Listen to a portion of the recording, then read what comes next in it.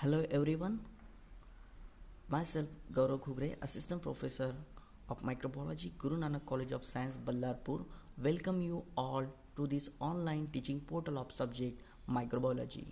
In the last lecture, we have studied about the difference between the prokaryotic cell versus eukaryotic cells. Now it's time to discuss about the structure and the function of bacterial cells.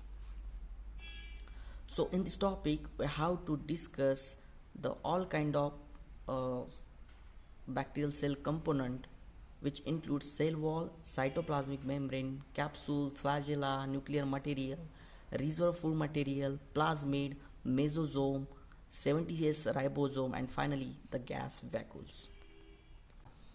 So before start the cell component of bacteria, I would like to give a short introduction about the bacteria.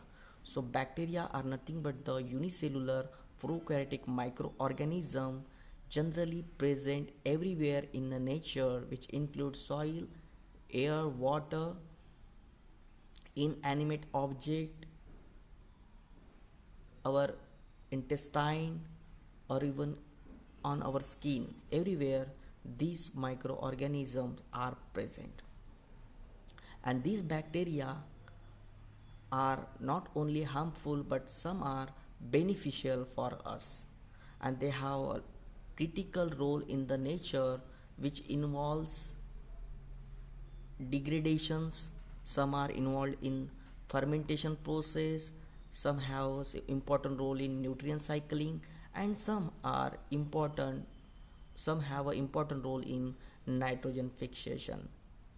And these bacteria generally classified on the basis of their cell wall structure into a gram negative bacteria and gram positive bacteria, and these bacteria come in a variety of shapes and sizes.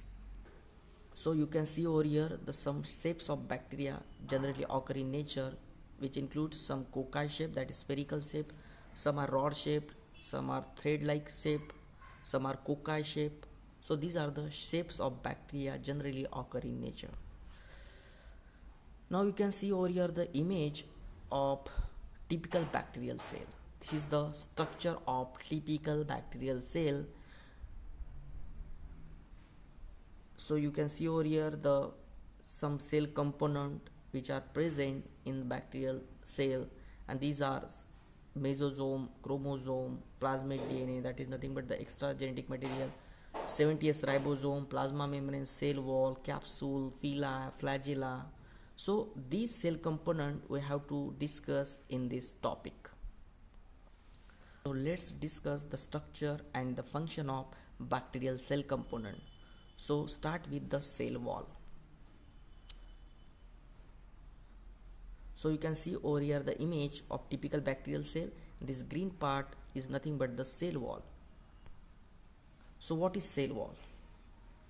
Cell wall is the outermost layer of cell and generally present or found in plants, fungi, algae, archaea and bacteria, except animal cell. And these, in many cases, this cell wall comes in direct contact with the environment. And the major component of bacterial cell wall is the peptidoglycan, or it is also known as murin. It is rigid in nature and specific only to the prokaryotes, and it gives a shape to the cell, also give a structural integrity to the bacterial cell, and it generally surround the cytoplasmic membrane of bacterial cell. And these peptidoglycan are generally made up of polysaccharide chain cross-linked by the peptides. The peptidoglycan name indicate peptido means amino acids and glycan means sugar, so it is made up of, or it is consist of sugar and amino acid. And the sugar molecule that is present in the peptidoglycan, that is NAM and NAG, they are alternately arranged in the chain and linked with each other by a beta 1,4 glycosidic linkage. And this chain of disaccharides are joined with another polysaccharide chain by a peptide linkage. That's why this peptidoglycan is consists of majorly the sugar and the amino acids. So you can see over here the image which represent there is alternate arrangement of NAG and NAM. NAG means N-acetyl glucosamine and NAM means N-acetylmuramic acid. So these two sugar are attached each other by a beta 1,4 glycosidic linkage, and this chain linked with another chain by a peptides. So you have to remember that the peptidoglycan is generally consists of sugar and amino acids.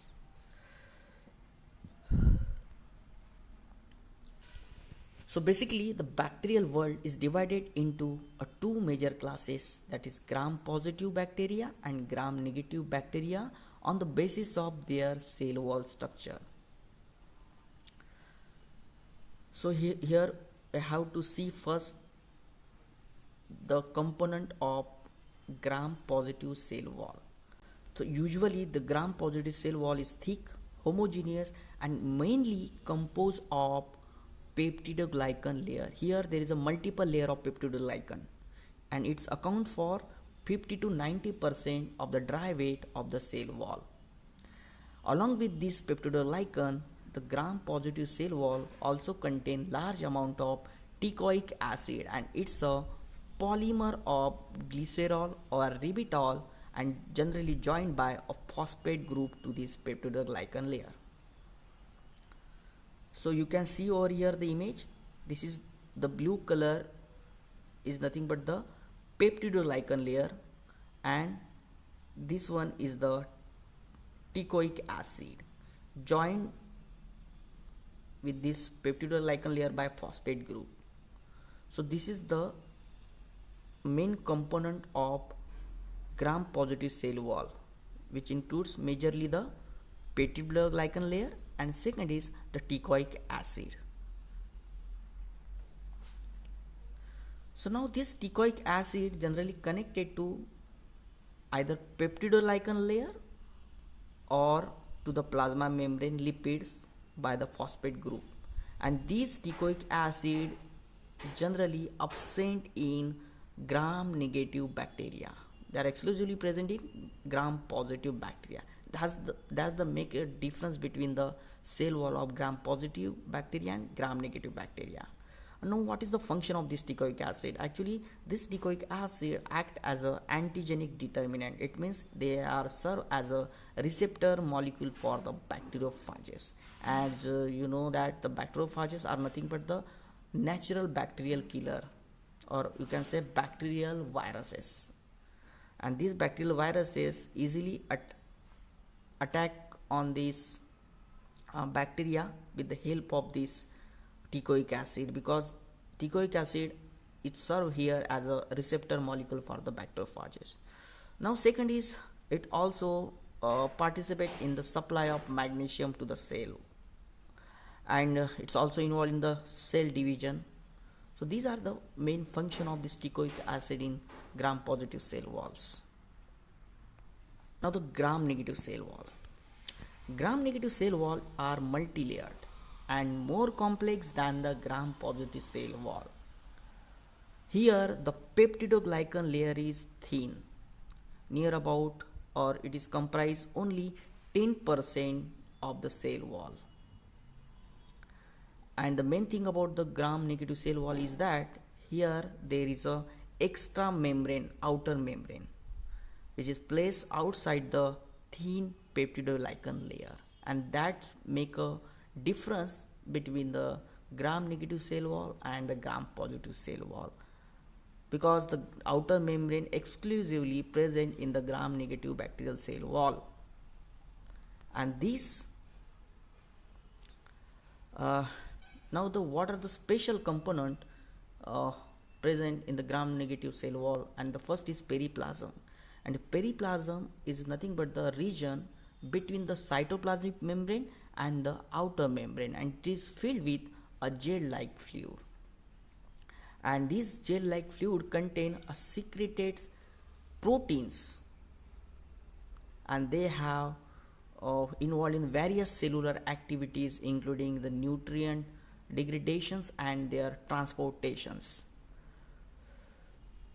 And the next is outer membrane. So it's exclusively present only in the gram-negative bacterial cell wall, and it generally surrounds this peptidoglycan layer in gram-negative bacteria, and it is made up of lipopolysaccharides rather than the phospholipids, which is phospholipids actually is the main constituent in the cell membrane, whereas the outer membrane of gram-negative bacteria, it is made up of lipopolysaccharides, and that's why it's, in short, it is called as LPS, lipopolysaccharides.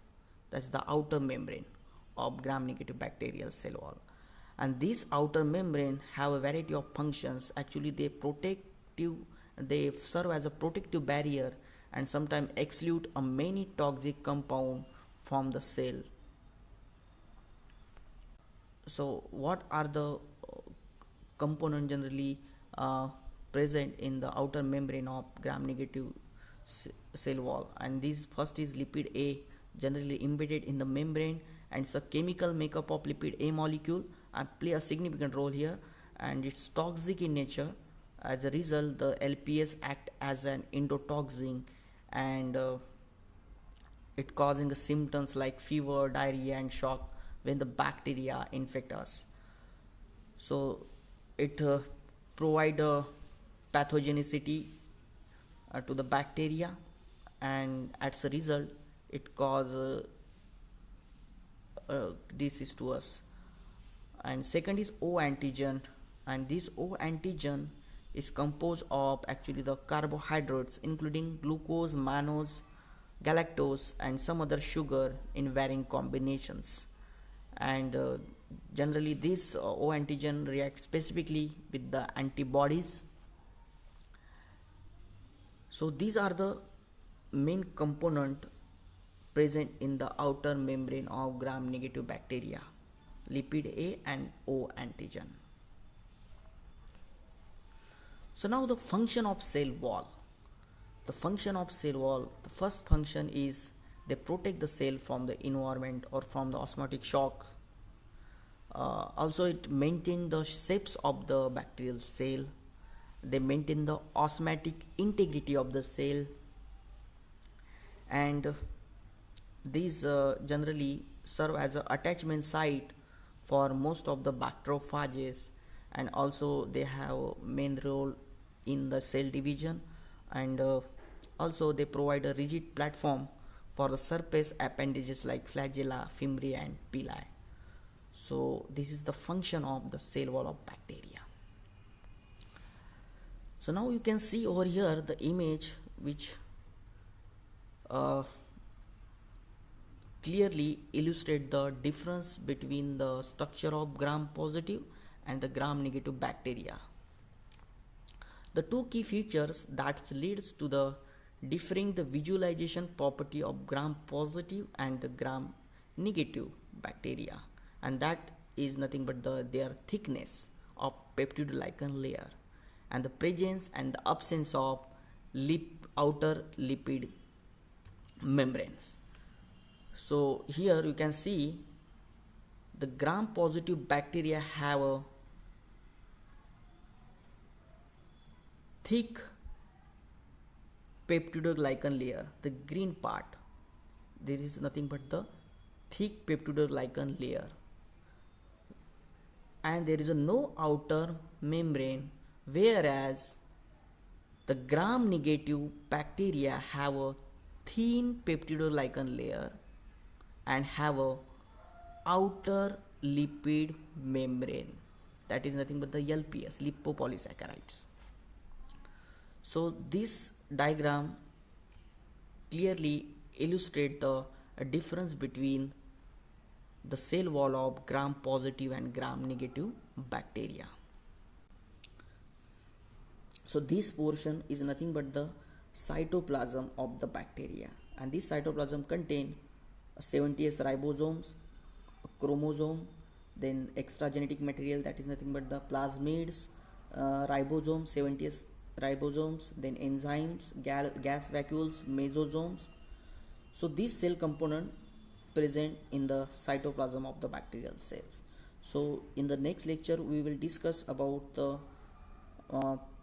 cytoplasmic membrane of the bacterial cell. So I hope you have enjoyed this video, and so see you in the next video with a new topic. So stay home, stay safe, take care. Thank you very much.